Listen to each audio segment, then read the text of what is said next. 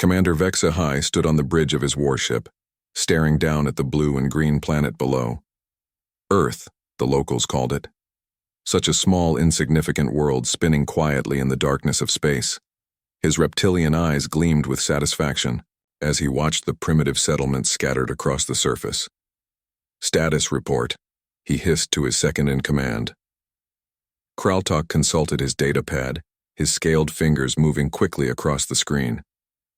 "Sir, we have completed our survey of the planet. The inhabitants are exactly as expected. Primitive technology. No space defenses, completely unaware of our presence." "Excellent." HFY's forked tongue flicked out briefly, tasting the recycled air of the bridge. "And the specimens?" "We have identified several suitable candidates in the largest settlement. As you requested, we focused on the smaller ones. They appear to be easier to contain and study." HFY nodded approvingly. The Zilithian Empire had built its reputation on being the most advanced civilization in this sector of the galaxy. They took great pride in studying lesser species, cataloging their weaknesses, and demonstrating their own superiority.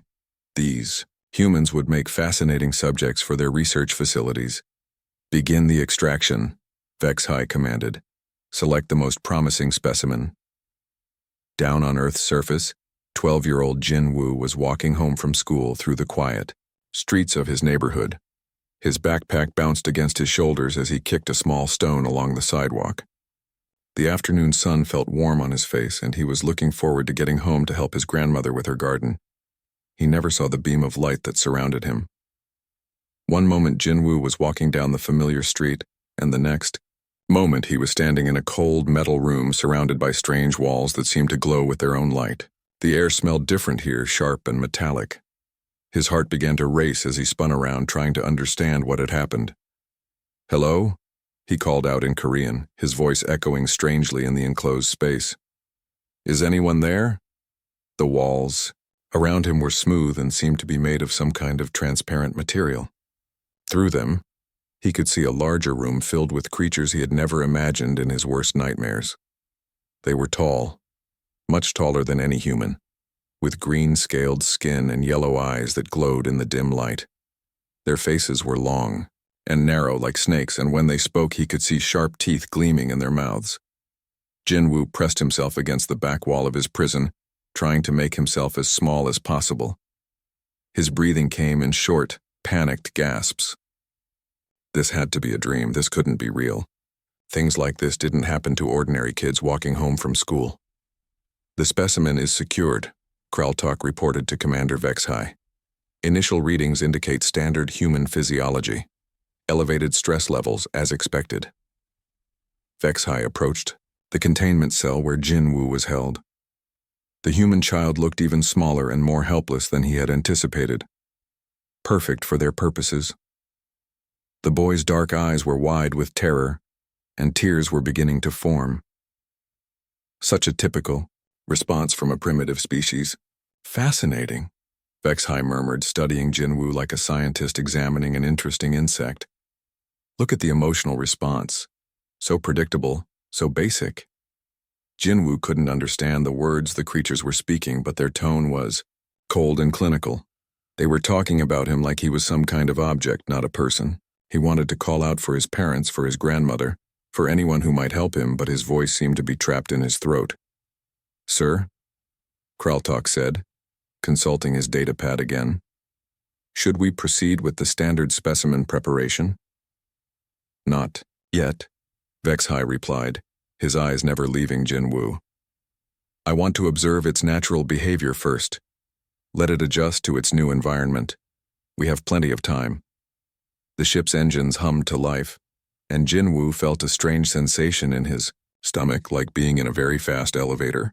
Through what appeared to be a window in the wall, he could see his planet growing smaller and smaller, until it was just a tiny blue dot in the darkness. He was leaving Earth. He was leaving everything he had ever known. Jin Woo sank to the floor of his cell, pulling his knees up to his chest. The fear was overwhelming, but underneath it something else was beginning to stir. His grandmother had always told him that he was special, that he had a gift for understanding things quickly. She had taught him to watch, to listen, to learn. Even, through his terror, Jinwoo found himself paying attention to the sounds around him, the rhythm of the alien speech, the patterns in their movements. He couldn't help himself. It was just the way his mind worked. The creatures moved away from his cell, continuing their conversation in their strange, hissing language. Jinwoo wiped his eyes and tried to focus. If he was going to survive this, he needed to learn everything he could about these beings and their ship. He had no idea that his capture had just triggered something far bigger than anyone on that ship could imagine. The Zilithian research station was alive with excitement as Commander Vexhi's ship approached the docking bay. Word had spread quickly through the corridors that the commander was returning with a rare specimen from the distant planet Earth. Scientists and researchers gathered near the landing platform, eager to see what their expedition had brought back. Dr. Yithara was among the crowd, but she was not excited like the others. At 67 years old, she was the oldest xenobiologist on the station. Her scaled skin had faded to a pale green with age, and her eyes held the wisdom that came from decades of studying alien species across the galaxy. She had seen things that the younger scientists could not imagine. Make way, Vexhi called out as he strutted through the station's main corridor. Behind him, 2 guards escorted a small containment unit on a hovering platform. Inside the transparent chamber, Jinwoo sat quietly, no longer crying but watching everything around him with careful attention. Behold, Vexhi announced proudly, to the assembled crowd, a perfect specimen from the primitive world of Earth. This young human will provide us with invaluable data about their species. The younger scientists pressed closer, chattering excitedly among themselves. They had heard rumors about humans but had never seen one in person. The child looked so small and harmless compared to their own imposing Zilithian forms. Dr. Yithara pushed through the crowd, her old legs carrying her forward with surprising speed. She needed to get a closer look at what Vexhi had brought to their station. As she approached the containment unit, her eyes focused on the small human inside. Jinwoo looked up at her through the transparent walls. His dark eyes met hers, and, for a moment, neither of them moved. There was something in the child's gaze that made her blood run cold. It was not the look of a helpless primitive. It was the look of someone who was thinking, planning, understanding. The color drained from Dr. Yithara's face. "No," she whispered, her voice barely audible over the excited chatter of the crowd. "This cannot be happening." She grabbed the nearest scientist by the arm, her claws digging into his scales. "What species did you say this was?" "Human, from the planet Earth," the young scientist replied, confused by her reaction. "Dr. Yithara, are you feeling well?" "Human," she repeated, the word coming out like a curse. Her legs began to shake, and she had to steady herself against the containment unit. "Commander Vexhi, what have you done?" Vexhi turned to her with irritation. "Doctor, surely you can contain your excitement until we reach the laboratory." "Excitement?" Dr. Yithara's voice rose to a shout that echoed through the corridor. "You total idiot, you took a human kid, now we're all doomed." The crowd fell silent. Even the station's background hum seemed to quiet as everyone stared at the elderly scientist. Some of the younger researchers had never seen Dr. Yithara lose her composure. She was known for being calm and methodical in all situations.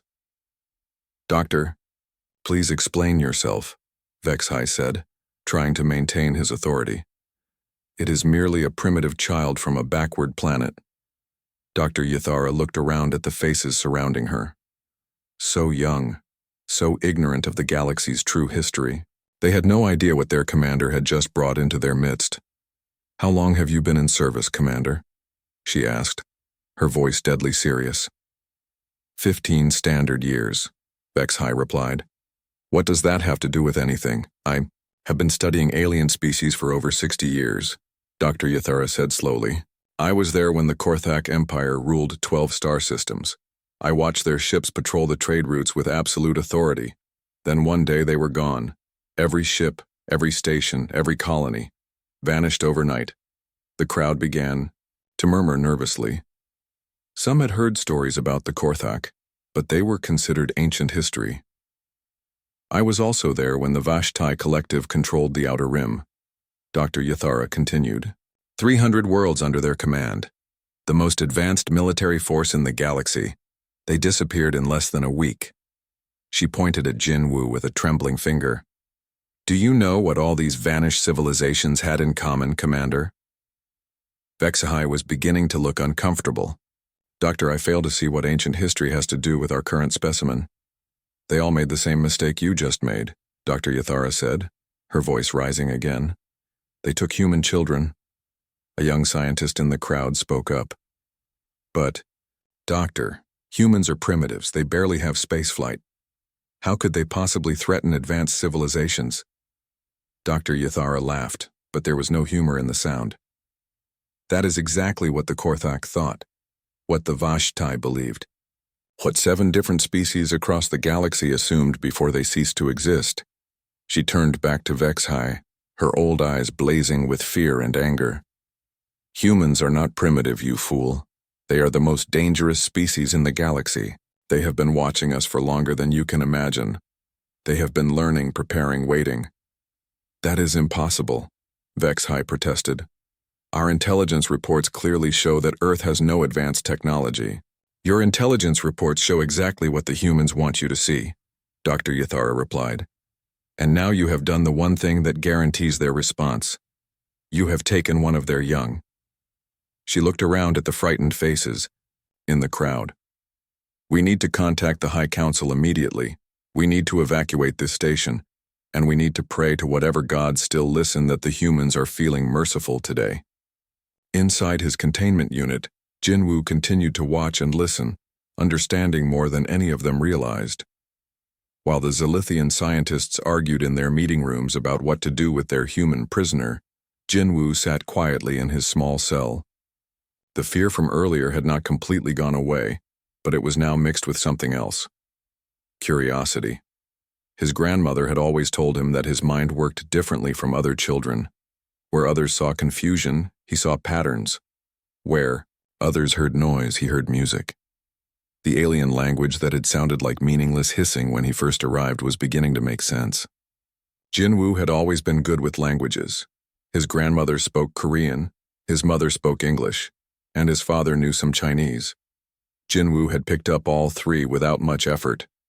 Now, as he listened to the guards talking outside his cell, he started to understand their words. Their language was not as difficult as it first seemed. The sounds were sharp and quick, but they followed rules. Every language had rules. Jinwoo closed his eyes and listened carefully to the rhythm of their speech. After a few hours, he could make out individual words. After a few more hours, he understood whole sentences. Guard Thalik approached Jinwoo's cell carrying what looked like food. It was his 3rd shift watching the human child, and he was curious about the creature that had caused such panic among the older scientists. The boy looked harmless enough, sitting cross-legged on the floor with his eyes closed. Food time, little creature, Thalik said in Zilithian, not expecting any response. Jinwoo opened his eyes and looked up at the guard. Thank you for bringing me food, he replied in perfect Zilithian. Thalik nearly dropped the feeding tray. His yellow eyes widened in shock, and he took a step backward. You can speak our language? Yes, Jinwoo said simply, standing up and walking closer to the transparent wall. Your language is actually quite beautiful. It reminds me of music. But how? Thalik stammered. We only captured you yesterday. No primitive species can learn Zilithian so quickly. Jinwoo tilted his head slightly, the way he did when his teachers asked him questions at school. I have always been good with languages. My grandmother says I have a gift for understanding patterns. Patterns? Thalik asked, despite knowing he probably should not be talking to the prisoner. Everything has patterns, Jinwoo explained patiently. Your language, your technology, even the way you walk. Once you understand the pattern, everything becomes clear. To demonstrate his point, Jinwoo placed his small hand against the control panel next to his cell door. Thalik watched in horror as the lights on the panel began to change color. The containment field that kept Jinwoo trapped flickered once, then twice, then disappeared completely. How did you do that? Thalik whispered, reaching for his weapon. Jinwoo stepped out of his cell calmly, showing no fear of the much larger alien. I watched you operate the controls when you brought my meals. I watched the other guards too. The pattern is not complicated once you see it.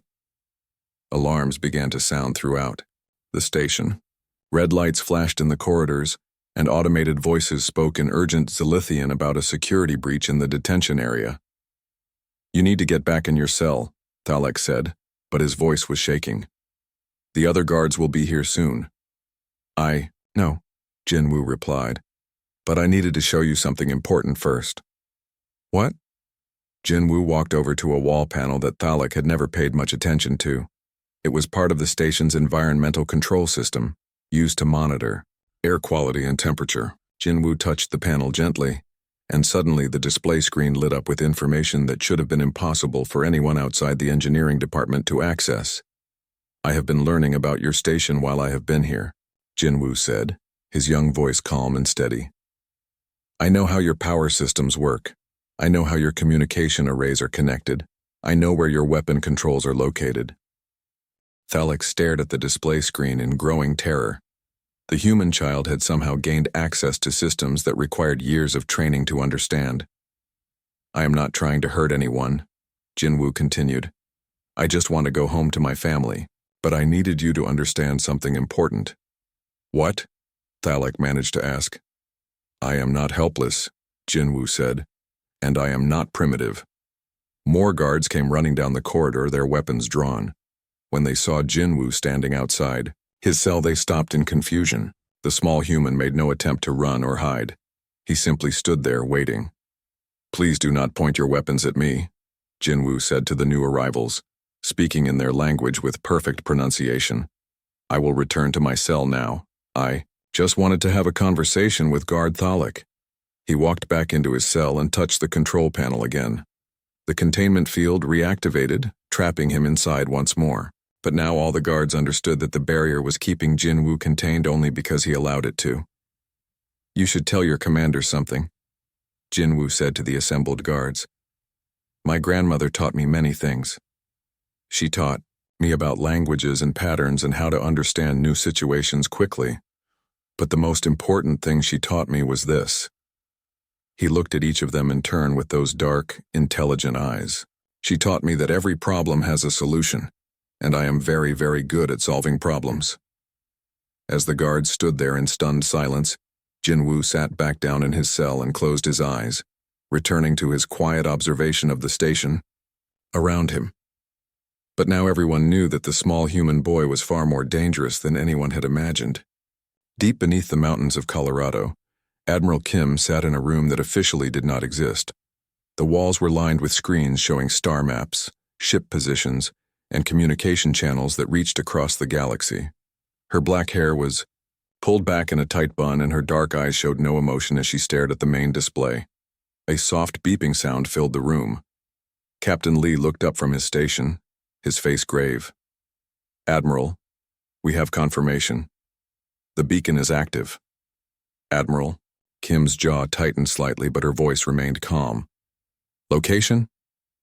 Zilithian Space, Sector 7. Research Station Designation Kethmara. Captain Lee paused. The signal is strong. Jinwoo is alive. Time since activation? 6 hours, 14 minutes. Admiral Kim stood up from her chair and walked to the large star map that covered the entire wall. Dozens of small lights blinked across the display, each one representing a human ship somewhere in the galaxy. To most people, these lights would look like random dots scattered through space. But Admiral Kim knew better. Every light had a purpose. Every ship had been waiting for this moment.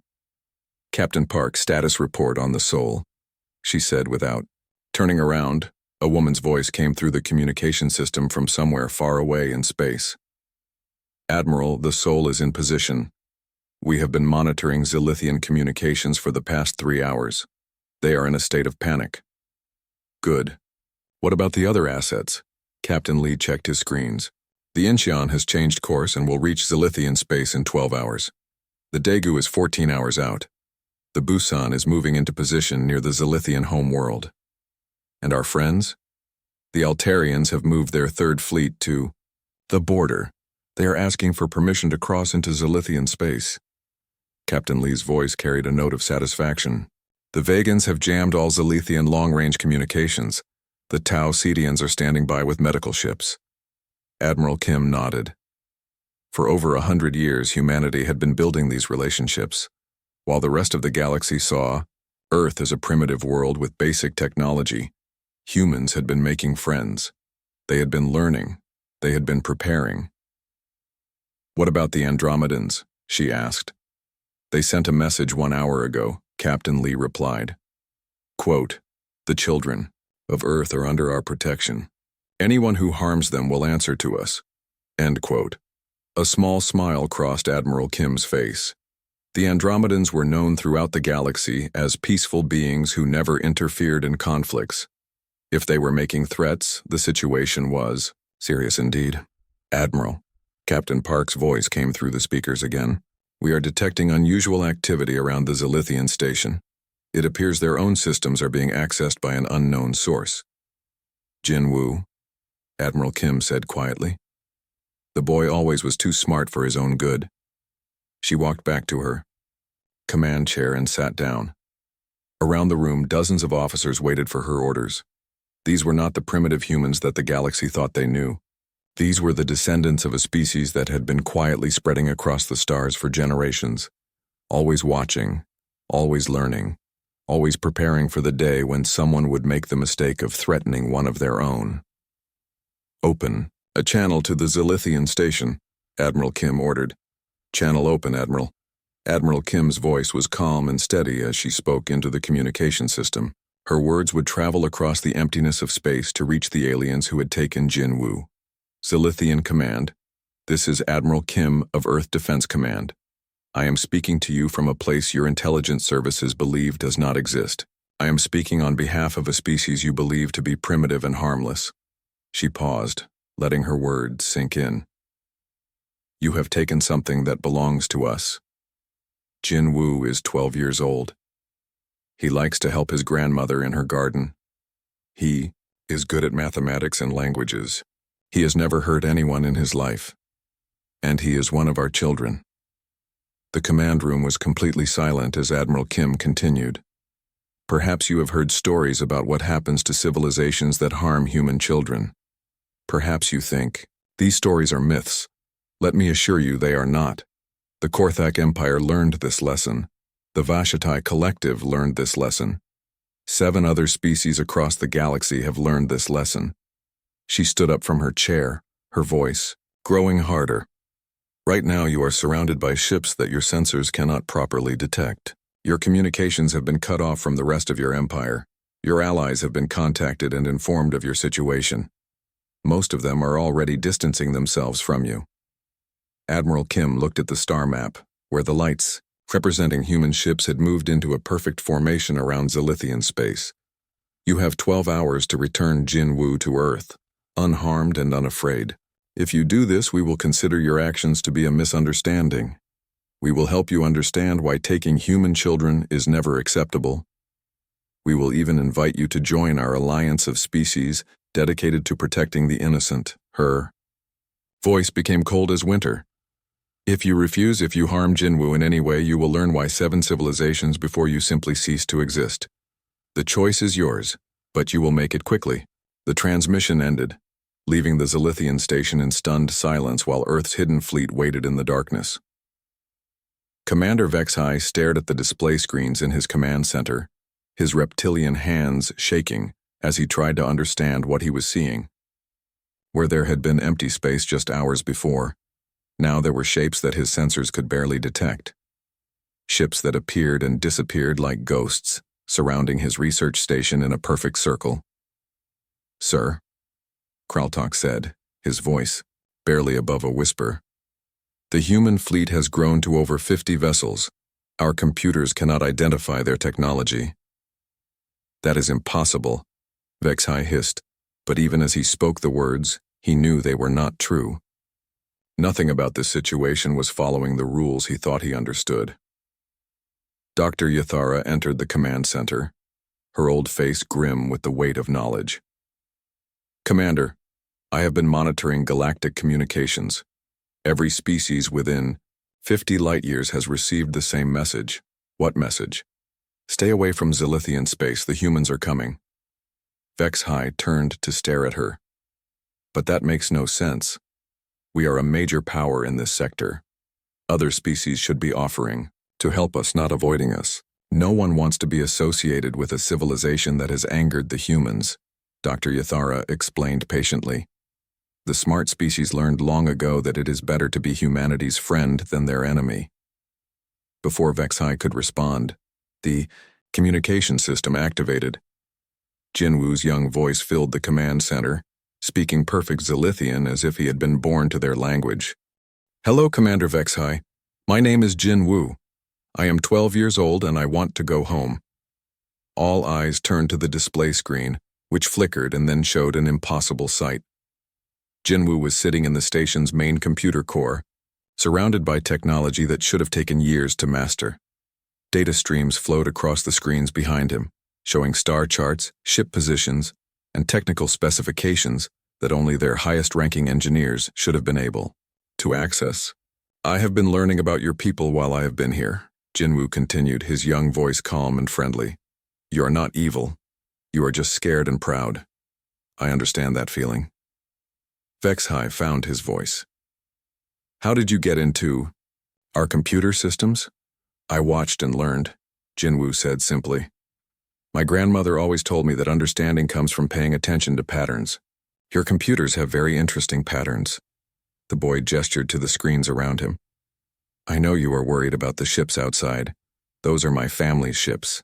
Not just my Earth family, but my galactic family. They have come to take me home. Galactic family? Kraltok asked in confusion. Jinwoo smiled, and for a moment he looked like any normal child. Humans have been friends with many species for a very long time. We just do not talk about it very much. We learned that sometimes it is better to let others think you are less than you really are. Admiral Kim's voice joined the transmission, her tone firm but not angry. Zilithian Command, this is Admiral Kim. As the child said, we are here to bring him home. We bear you no ill will, but we will not leave without him. This is impossible, Vex-High muttered. Earth has no advanced technology. Our intelligence reports clearly show that humans are primitive. Your intelligence reports show exactly what we wanted them to show, Admiral Kim replied. Commander, your people are not the first to make this mistake. The difference is that you have the chance to correct it. Dr. Yathara stepped forward. Admiral Kim, this is Dr. Yathara, chief xenobiologist of this station. I have studied the historical records. I know what happened to the species that came before us. I know what choice we must make. Then you understand the situation, Admiral Kim said. We do not wish to repeat the past. We would prefer to write a different ending to this story. Jinwoo spoke up again. I would like that too. Commander Vex-High, I know you are trying to learn about humans. I can teach you many things about my people, but not while I am a prisoner. If you let me go home, I will ask my family to invite you to visit Earth. You can learn about us the right way.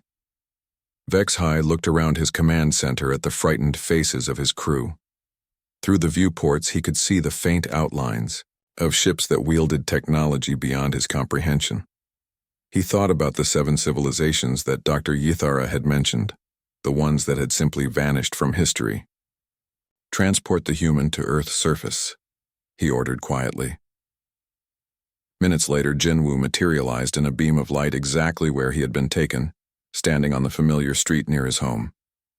He looked up at the night sky and waved, knowing that somewhere among the stars his extended family was watching over him. The Zilithian research station received one final message from Admiral Kim. Thank you for making the right choice. Jinwoo will remember your kindness. Because of this, the Zilithian Empire is invited to join the Galactic Protection Alliance. Welcome to the family. As the alien ships faded from view and disappeared into the vastness of space, Jinwoo walked home through the quiet streets. His grandmother was waiting for him in the garden, as if she had known he would return. Did you learn something today? She asked in Korean, not seeming surprised by his absence. Jinwoo smiled and hugged her tightly. I learned that our family is much bigger than I thought. Above them, the stars continued to shine, and the galaxy was a little safer than it had been the day before.